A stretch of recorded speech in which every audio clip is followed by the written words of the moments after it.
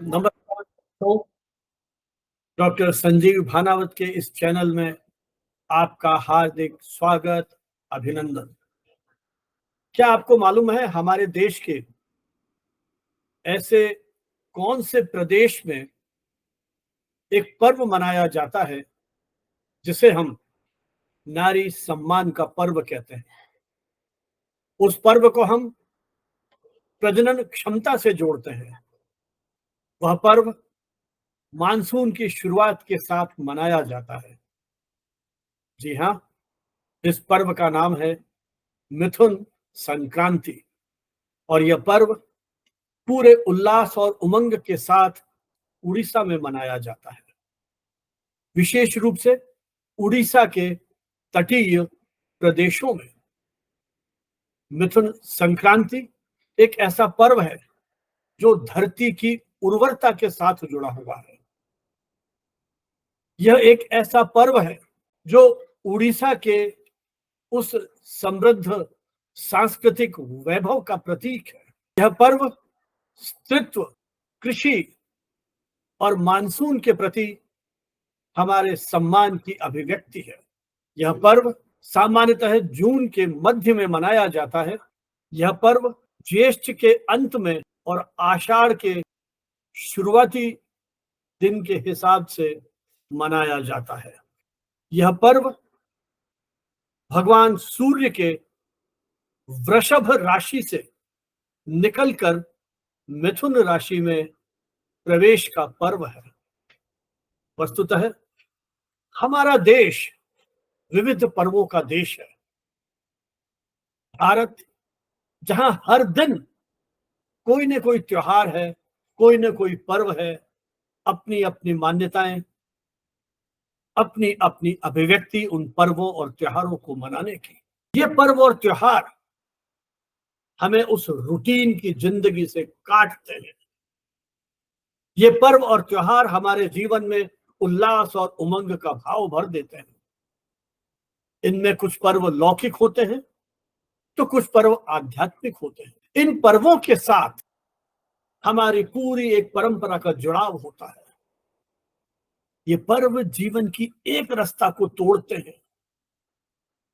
ये पर्व कहीं जीवन में एक नई ऊर्जा का संचार करते हैं।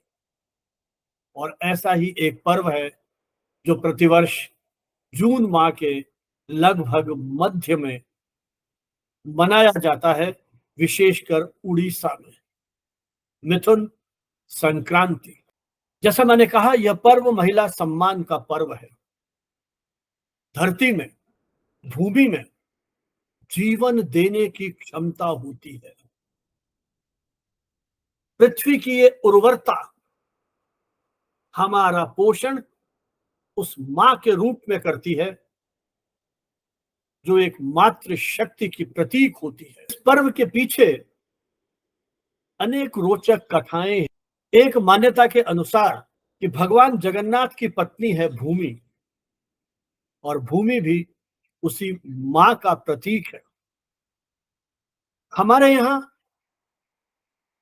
प्रकृति का मानवीकरण किया गया है।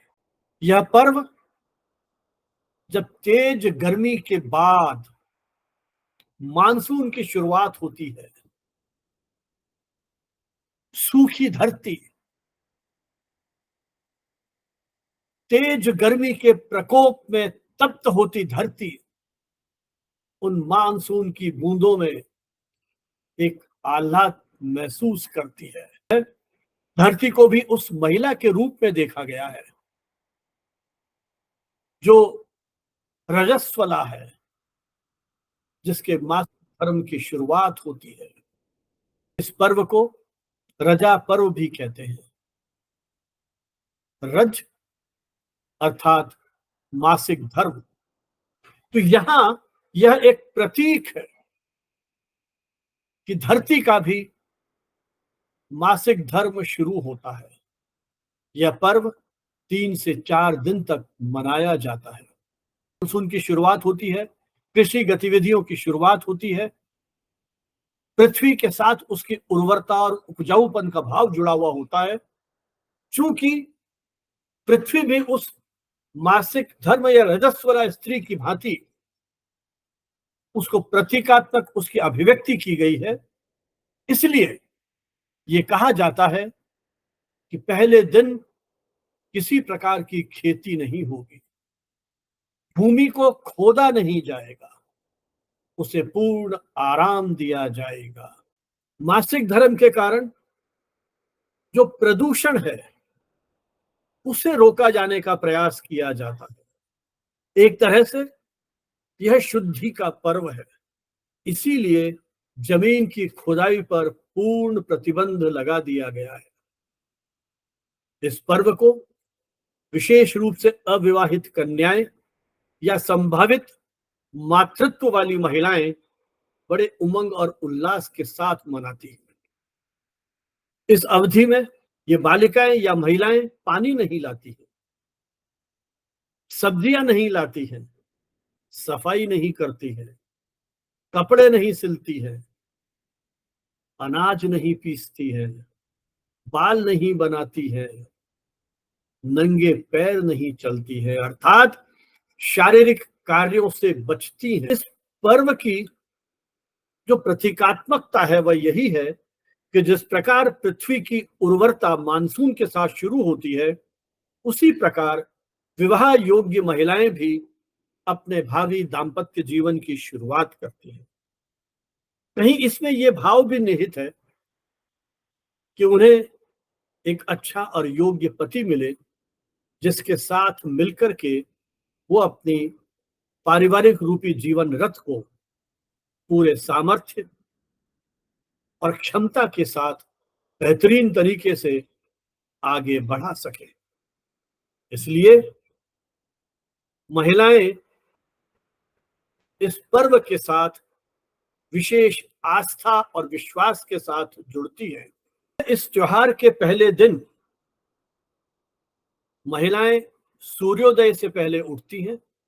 वे बाल बनाएंगी, शरीर का अभिषेक करेंगी, हल्दी का लेप लगाएंगी, नानाविध तरीके से लुफ्त उठाएंगी और अंतिम 2 दिन स्नान वर्जित।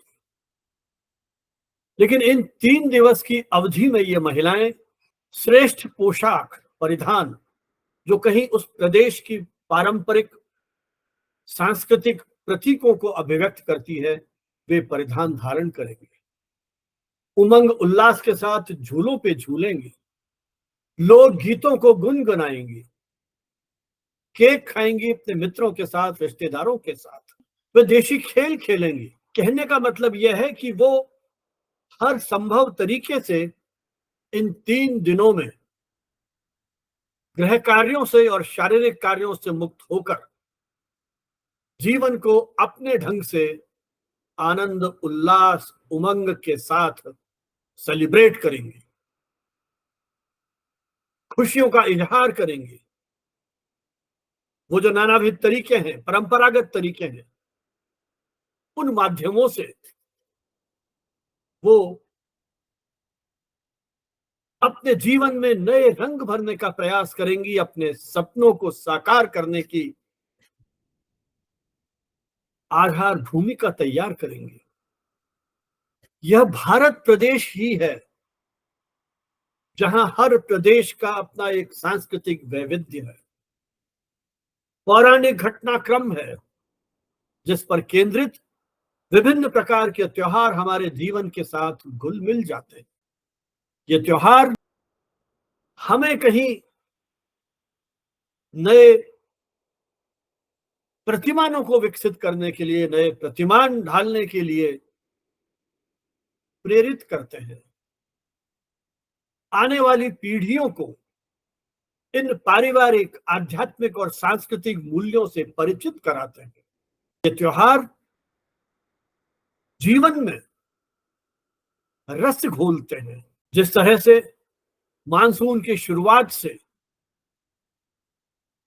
धरती एक तृप्ति की अनुभूति करती है, उसी तरह से ये त्योहार भी हमारे जीवन में सुख और संतोष का भाव जगाते हैं। मित्रों, आइए नारी सम्मान के इस पर्व पर हम देश की उस मातृशक्ति को नमन करते हुए परिवार और राष्ट्र के विकास में उनकी भूमिका को स्वीकार करते हुए को एक ऐसे राष्ट्र में विकसित करने की दिशा में आगे बढ़े जहां स्त्री पुरुष अपने अपने अधिकारों और कर्तव्यों का पालन करते हुए अंततः सामाजिक लोक कल्याण के लिए समर्पित भाव से काम कर सके। इन्हीं शब्दों के साथ आपको मिथुन संक्रांति की हार्दिक शुभकामनाएं, बधाई। जय हिंद, जय भारत।